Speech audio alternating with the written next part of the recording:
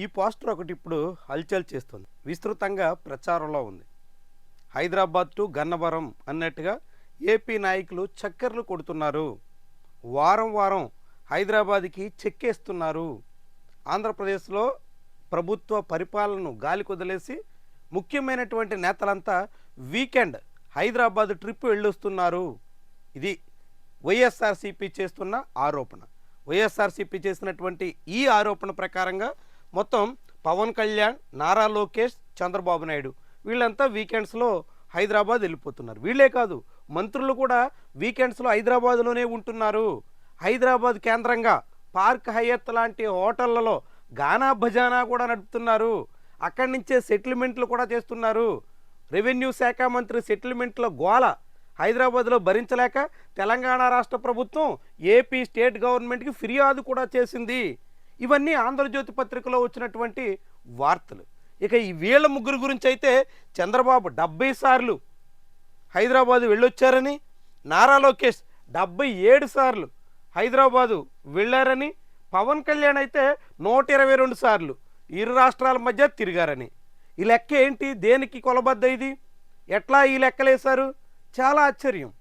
వాస్తవానికి చంద్రబాబు నాయుడు, నారా లోకేష్, పవన్ కళ్యాణ్ వీళ్ళంతా వీకెండ్స్లో హైదరాబాద్ వెళ్ళొస్తున్నారన్నది వాస్తవం.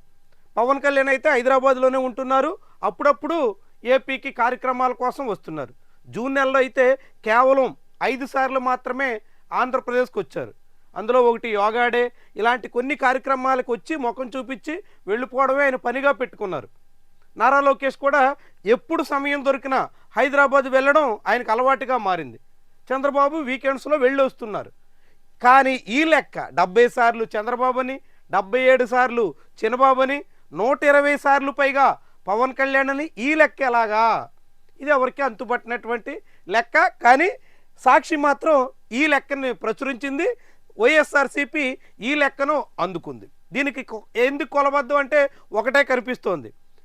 ఇప్పటికి 75 వారాలు అవుతుంది కాబట్టి వారానికి ఒకసారి చొప్పున లెక్కేసి చంద్రబాబు నాయుడికి అన్ని వారాల పాటు వెళ్ళొచ్చారు అని చెప్తున్నట్టుగా, మధ్య మధ్యలో నారా లోకేష్ వెళ్ళి రావడం అలవాటు కాబట్టి ఆయనకన్నా కొంత ఎక్కువ సార్లుగా, హైదరాబాద్లోనే కాపురం ఉంటున్న పవన్ కళ్యాణ్ అడపాదడప ఏపీకి వచ్చి వెళ్తున్నారు కాబట్టి ఆయన మరింత ఎక్కువగా అన్నట్టుగా ఈ నెంబర్ కనిపిస్తుంది. అయితే ఈ నెంబర్ని తెలుగుదేశం పార్టీ తప్పు అని చెప్తుంది. వీళ్ళు చక్కర్లు కొట్టలేదు, ఫేక్ ఇది, వైఎస్ఆర్సీపీ కావాలనే ఈ ప్రచారం చేస్తుంది అంటూ టీడీపీ తన సోషల్ మీడియా వాల్స్ మీద పోస్ట్ చేసింది కానీ ఈ మొత్తం దాన్ని తప్పుపడుతుంది. కానీ ఎక్కడ చంద్రబాబు, నారా లోకేష్, పవన్ కళ్యాణ్ ఈ ముగ్గురు హైదరాబాద్ వెళ్ళొస్తున్నారు అనే మాటను కాదని అనలేదు. అన్నిసార్లు వెళ్ళారు అన్నది తప్పు అని అంటుంది. అన్నిసార్లు వెళ్ళొచ్చారు అన్నట్టుగా తప్పుడు సూత్రీకరణలు చేస్తున్నారు అని మాత్రమే చెప్తుంది. కానీ అన్నిసార్లు వెళ్ళి రాలేదని కానీ, ఇన్నిసార్లే వెళ్ళారని కానీ, ఇన్ని దఫాలుగా అక్కడ హైదరాబాద్లో ఉండొచ్చారని కానీ ఒక్క చోట కూడా తెలుగుదేశం పార్టీ క్లారిటీ ఇచ్చినటువంటి దాఖలాలు లేవు. చూడండి, మొత్తం ఇక్కడంతా కూడా ఈ ప్రచారాన్ని తెలుగుదేశం పార్టీ తీవ్రంగా ఖండిస్తుంది. అధికారంలో ఉన్నప్పుడు విచ్చలవిడి అధికార దుర్వినియోగానికి పాల్పడిన వీరు నిజమైన ప్రజాప్రతినిధులుగా ఉన్న వారిపై అభాండాలు వేయడం దుష్ట సంస్కృతికి తాజా నిదర్శనం. మరి అది దుష్ట సంస్కృతి అయితే అసలైన సంస్కృతి ఏందో, వాస్తవం ఏందో తెలుగుదేశం పార్టీ బయటపెట్టాలి కదా. ఎన్ని మార్లు చంద్రబాబు సీఎంగా బాధ్యతలు స్వీకరించిన తర్వాత హైదరాబాద్ వెళ్ళొచ్చారు లెక్క తేల్చాలి కదా. పవన్ కళ్యాణ్ ఎన్ని మార్లు హైదరాబాద్ నుంచి ఏపీకి వచ్చారు అధికారికంగా ప్రకటించాలి కదా.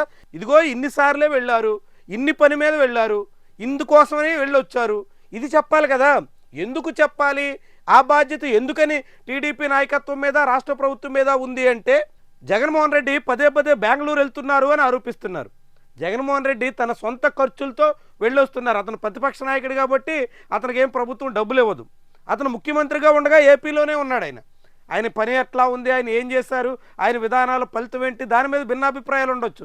కానీ ఆయన సీఎంగా తాడేపల్లిలో మాత్రమే ఆయన ఉన్నారు. ఎటువంటి ప్రాంతాలకి బెంగళూరుకో లోటస్ పాండ్కో వెళ్ళిన దాఖలాల్లో చంద్రబాబు, పవన్ కళ్యాణ్ అట్లా కాదు. ఇప్పుడు వాళ్ళు ముఖ్యమంత్రులుగా, ఉప ముఖ్యమంత్రులుగా ఉన్న కారణంగా వాళ్ళ ఫ్లైట్ ఛార్జెస్, పవన్ కళ్యాణ్కి అయితే స్పెషల్ ఫ్లైట్స్, హెలికాప్టర్లు, వీటన్నిటి ఖర్చు ఆంధ్రప్రదేశ్ రాష్ట్ర ప్రభుత్వం భరించాలి. ఆంధ్రప్రదేశ్ రాష్ట్ర ప్రభుత్వం అంటే మళ్ళీ అది ప్రజల సొమ్ము నుంచి ఖర్చు చేయాల్సి ఉంటుంది. మెడికల్ కాలేజీలు నడపడానికి డబ్బులు లేవు అని చెప్తున్న రాష్ట్ర ప్రభుత్వంలో CM, deputy CM, education minister మాట్లాడితే హైదరాబాద్ పోయి హైదరాబాద్లో మళ్ళీ అక్కడ కొంత సమయం గడిపి మళ్ళీ వెనక్కి వస్తుంటే దానికోసం ఈ ఫ్లైట్ ఛార్జీలు, ఈ ఖర్చులు అన్నీ భరించగలిగే స్తోమత ఉంటుందా అనే ప్రశ్న ఉదయిస్తుంది. కాబట్టి ఎన్నిసార్లు వెళ్ళారు, ఏ పని మీద వెళ్ళారు, ఎందుకోసం వెళితే ఎవరి ఖర్చు నుంచి చేశారు, ఇవన్నీ రాష్ట్ర ప్రభుత్వం అధికారికంగా చెప్పాలా. లేదంటే ప్రజల్లో ప్రతిపక్షం చేస్తున్నటువంటి వాదనే నమ్మే అవకాశం ఉంటుంది. ఎందుకంటే 70 సార్లు చంద్రబాబు వారం వారం వెళ్ళొచ్చారని, 77 సార్లు చిన్నబాబు వెళ్ళొచ్చారని, 120 సార్లు పైగా పవన్ కళ్యాణ్ హైదరాబాద్ నుంచి ఏపీకి వచ్చి తిరిగి వెళ్ళారని, ఆ ఏపీకి వస్తున్నటువంటి క్రమంలో ఒక్కోసారి ఆయన కొడుకుని, ఇంకోసారి ఆయన కూతుర్ని, వాళ్ళందరినీ తీసుకొచ్చి ఇక్కడ తిప్పి తీసుకెళ్తున్నటువంటి తీరును కూడా వైఎస్ఆర్సీపీ ఎద్దేవా చేస్తుంది. అట్లా ఆ మాటలు ప్రచారంలోకి వెళ్ళే అవకాశాలు ఉంటాయి. తప్పు, ఇది ఫేక్ అని ఖండించినప్పుడు ఏది నిజం చెప్పాలి కదా. ఉదాహరణకు మనం చెప్పింది ఫేక్, ఓకే, ఫేక్ అయితే ఏమిటి వాస్తవం అని చెప్పాలి. మనం ఎవరిదైనా తప్పు అని చెప్పినప్పుడు ఇది కాదు, ఇది వాస్తవం అని చాటి చెప్పాలి. ఫేక్ అని ఒక ముద్రేసి ఇందులో ఏముంది అన్నది లేకుండా ఖండిస్తున్నాం, ఇది దుష్ట సంస్కృతి, ఇవి అభాండాలు, ఇలాంటి పడికట్టు పదాలతో మాట్లాడితే జనం నమ్మే అవకాశం ఉండదు. ఇది తెలుగుదేశం పార్టీ నాయకత్వం గుర్తించాలి. ఎన్నిసార్లు వెళ్ళారు, ఏ పని మీద వెళ్ళారు, ఎవరి ఖర్చుతో వెళ్ళారు, ఇవన్నీ వివరంగా ప్రజల ముందు వాస్తవాలు బయట పెడితే అప్పుడు అపోజిషన్ని కార్నర్ చేయడానికి ఛాన్స్ ఉంటుంది. లేకంటే మాత్రం అపోజిషన్ చెప్పిందే నిజమని జనం నమ్మాల్సిన పరిస్థితి వస్తుంది.